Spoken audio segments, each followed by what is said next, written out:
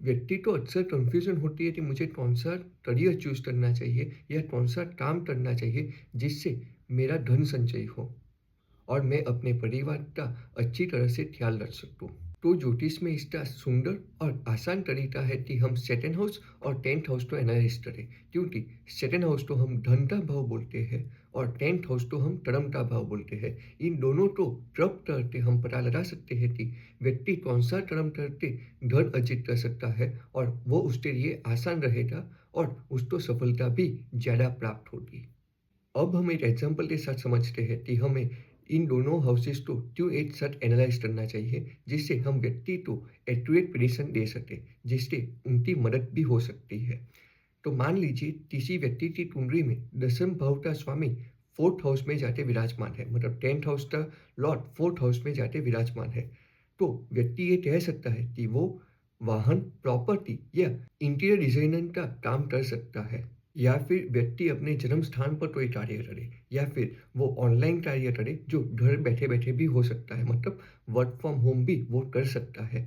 परंतु ये अधूरा सच है, क्योंकि हमें कर्म का स्थान देता है, मतलब वो फोर्थ हाउस के रिलेटेड काम कर सकता है, परंतु हमने उसका धन का स्वामी नहीं देखा है। इसलिए अब हम सेकंड हाउस को देखेंगे कि सेकंड हाउस का स्वामी कहाँ पे विराजमान है। तो मान लीजिए कि व्यक्ति का धन भाव का स्वामी, मतलब सेकंड हाउस का लॉर्ड एट्थ हाउस में जाके विराजमान हो गया हो, तो व्यक्ति एट्थ हाउस के रिलेटेड कार्यों से वो धन अर्जित कर सकता है। अब एट्थ हाउस का कार्य कौन सा होता है, आइए जानते हैं। एट्थ हाउस से हम ज्योतिष, adult, research, insurance, manufacturing, taxation या सर्जन या डॉक्टर को भी देखते हैं, मतलब उसका धन उपार्जन वो इन कार्यों से कर सकता है।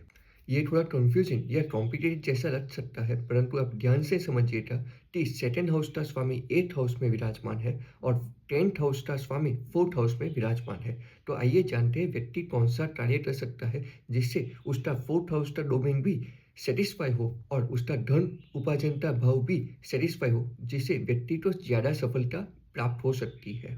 अब हम व्यक्ति को यह कह सकते हैं कि आपका कर्म स्थान अपना जन्म स्थल, प्रॉपर्टी या वाहन से रिलेटेड कोई कार्य में है और आपका धन उपार्जन का कार्य आप doctor, surgeon, manufacturer, taxation, insurance या ज्योतिष जैसे कार्यों से आपका धन उपार्जन हो सकता है। यदि आपको ज्योतिष में इंटरेस्ट है, तो आप ज्योतिषी घर बैठे बैठे व्यक्ति को कंसल्टेशन कीजिए, जिससे आप धन उपार्जन कर सकते हैं। यदि आप डॉक्टर हैं, तो आप अपनी मातृभूमि या जन्म स्थल पर आप हॉस्पिटल या अपना क्लिनिक खोल सकते हैं। यदि आप इंश्योरेंस का कार्य करते हैं, तो वो भी आपका ऑफिस घर में हो तो आपको ज़्यादा लाभ प्राप्त हो सकता है। ऐसे हम व्यक्ति को कंसल्टेशन दे सकते हैं। अब हम दूसरा एग्जाम्पल लेते हैं। टेंथ हाउस का स्वामी फोर्थ हाउस में ही रहेगा, परंतु सेकेंड हाउस का लॉर्ड थर्ड हाउस में जाता है। अब थर्ड हाउस क्या रिप्रेजेंट करता है? थर्ड हाउस हमारे भाई बहन रिप्रेजेंट करते हैं। वो कमीशन बिजनेस या फ्रेंचाइजी बिजनेस भी हम थर्ड हाउस से देखते हैं, और लाइसेंसिंग या वीजा का कार्य भी हम थर्ड हाउस से देखते हैं। और यदि व्यक्ति को अपना कार्य फोर्थ हाउस और थर्ड हाउस से लिए करना हो, तो व्यक्ति फ्रेंचाइजी बिजनेस कर ले, जैसे वाहन का, मतलब व्हीकल का कोई डीलरशिप ले ले, या फिर प्रॉपर्टी डीलिंग का काम करे, क्योंकि थर्ड हाउस कमीशन का होता है, मतलब आप कमीशन से धन उपार्जन कर सकते हैं। तो दोस्तों, वीडियो को शुरू करने से पहले यदि आपको ऐसी ही जानकारी और चाहिए तो चैनल को सब्सक्राइब करना ना भूलिएगा, और यदि आपको अपनी कुंडली का विश्लेषण कराना हो तो दिए हुए नंबर पर आप व्हाट्सएप कर सकते हैं।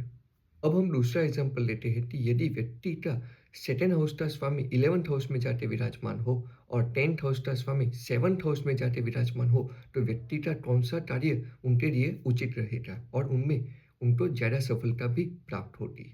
जब भी सेकंड हाउस का स्वामी इलेवंथ हाउस में जाके विराजमान होता है, तो ये एक तरह का राजयोग माना जाता है, क्योंकि व्यक्ति को कभी भी अपने जीवन में धन की दिक्कत नहीं आती, मतलब व्यक्ति को कहीं ना कहीं से धन मिल ही जाता है। परंतु इलेवंथ हाउस का डोमेन क्या कहलाता है? इलेवंथ हाउस हमारी इच्छा पूर्ति का हाउस है।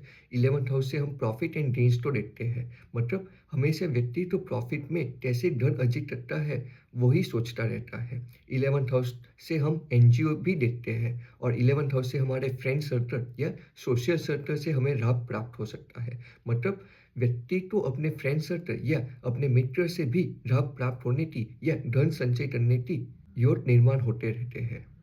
और जब भी 10th हाउस का स्वामी 7th हाउस में जाके विराजमान होता है, तो 7th हाउस बिज़नेस पार्टनरशिप का हाउस है। यहाँ से हम रिटेल बिज़नेस देखते हैं और पब्लिक डीलिंग या क्लाइंट डीलिंग भी यहीं से देखते हैं।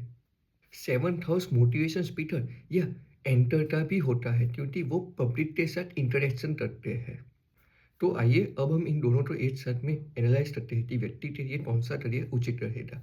तो 7th हाउस होता है पब्लिक डीलिंग या मोटिवेशन स्पीकर का और 11th हाउस होता है एनजीओ या ऐसी संस्थाएँ जिससे व्यक्ति को लाभ प्राप्त होता है। तो व्यक्ति मोटिवेशन स्पीकर या एंकर की जॉब भी कर सकता है जिससे उसको धन उपार्जन करने में मदद मिले। व्यक्ति बिजनेस पार्टनरशिप अपने मित्र के साथ करे तो भी वो सफल हो सकता है। व्यक्ति इंपोर्ट और एक्सपोर्ट का कार्य भी कर सकता है और मार्केटिंग का कार्य भी उनको सूट कर सकता है। और व्यक्ति कोई सेमिनार ऑर्गेनाइज करे जिससे कई व्यक्तियों यहाँ पे आए और कुछ नया सीखे जिससे व्यक्ति की स्किल डेवलपमेंट हो, वो भी उनको उपयोगी हो सकता है। तो आइए अब हम तीसरे एग्जाम्पल पर जाते हैं कि व्यक्ति का धन भाव का स्वामी पंचम भाव में विराजमान हो और दसम भाव का स्वामी 9th हाउस में जाके विराजमान हो जाए, तो व्यक्ति को कौन सा कार्य उनके लिए उचित रहेगा।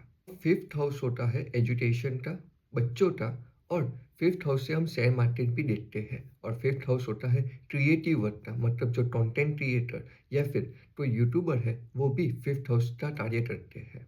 और 5th हाउस एडवाइजर का भी होता है, मतलब कोई व्यक्ति अपना कंसल्टेशन देने जा रहे हो कंपनी में, वो भी 5th हाउस का कार्य ही करते हैं। अब 9th हाउस होता है हायर एजुकेशन का, लॉन्ग डिस्टेंस ट्रैवल का और गुरु या पिता का भी 9th हाउस ही होता है।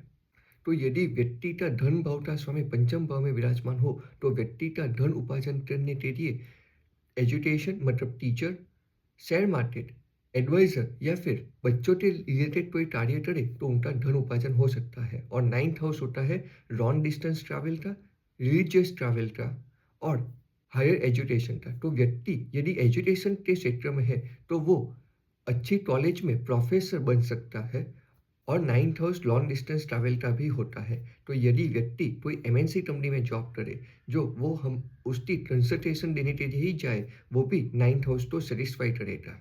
अब हम एक और एग्जांपल लेते हैं कि दूसरे भाव का स्वामी 6th हाउस में विराजमान हो और 10th हाउस का लॉर्ड 10th हाउस में ही विराजमान हो, तो व्यक्ति के लिए कौन सा करियर उचित रहेगा। अब 6th हाउस बेसिकली होता है जॉब का, मतलब व्यक्ति का धन उपार्जन जॉब से आ सकती है, मतलब वो सर्विस सेक्टर में कोई कार्य करे जिससे उसका धन उपार्जन हो सकता है।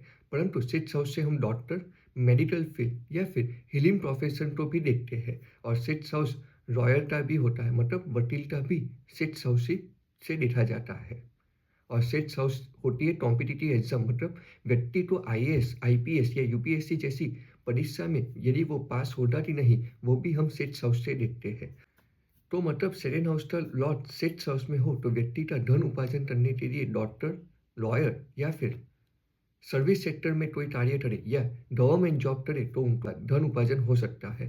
परंतु 10th हाउस होता है स्टेटस का, 10th हाउस होता है कर्म का, मतलब व्यक्ति कोई भी ऐसा कर्म करे जिसमें स्टेटस हो, मतलब डॉक्टर में स्टेटस आता है, गवर्नमेंट ऑफिसर, आईएएस, आईपीएस इस स्टेटस की जॉब मानी जाती है, जिससे व्यक्ति का अपने समाज में या अपनी सोसाइटी में रुतबा बने। व्यक्ति डॉक्टर, आईएएस, आईपीएस या सर्विस सेक्टर की ऐसी कोई भी जॉब कर सकता है या एमएनसी कंपनी में भी जॉब कर सकता है, क्योंकि आईएएस, आईपीएस देखने के लिए हमें सूर्य और मंगल की पोजीशन को भी देखना पड़ेगा और डॉक्टर की पोजीशन देखने के लिए हमें 12th हाउस को भी इन्वॉल्व करना पड़ सकता है, क्योंकि 12th हाउस हॉस्पिटल का भी होता है। तो दोस्तों इस वीडियो में हमें देखा कि धन उपार्जन करने के लिए 2nd हाउस और कौन सा कार्य हमारे लिए उचित है, वो 10th हाउस से देखते ही हमें किसी व्यक्ति को पता लगाना चाहिए कि हमारे लिए कौन सा कार्य उचित है। परंतु ये महादशा और अंतर्दशा पे ही ट्रिगर होता है, क्योंकि महादशा और अंतर्दशा या गोचर यही तय करते हैं कि कौन सा कार्य कब होता। और दशा के साथ साथ व्यक्ति का D9 और D10 चार्ट को भी एनालाइज करना पड़ता है। D9 यानी नवमांश चार्ट, जिससे व्यक्ति की ग्रहति बल कैसी है वो हमें पता चलता है और दशमेश को भी चेक करना पड़ता है, जिससे व्यक्ति का करियर कैसा रहेगा वो हमें D10 चार्ट से पता चलता है। तो दोस्तों यदि आपका कोई प्रश्न है तो कमेंट डाउन कर सकते हैं और आप दिए हुए नंबर पर व्हाट्सएप भी कर सकते हैं और आपको अपनी कुंडली का विश्लेषण करना हो तो दिए हुए नंबर पर व्हाट्सएप कीजिएगा। और आपको ऐसी ही जानकारी और चाहिए तो चैनल को सब्सक्राइब करना ना भूलिएगा और बेल आइकन को भी नोटिफ़ाई कर दीजिएगा। हर हर महादेव, जय माता दी।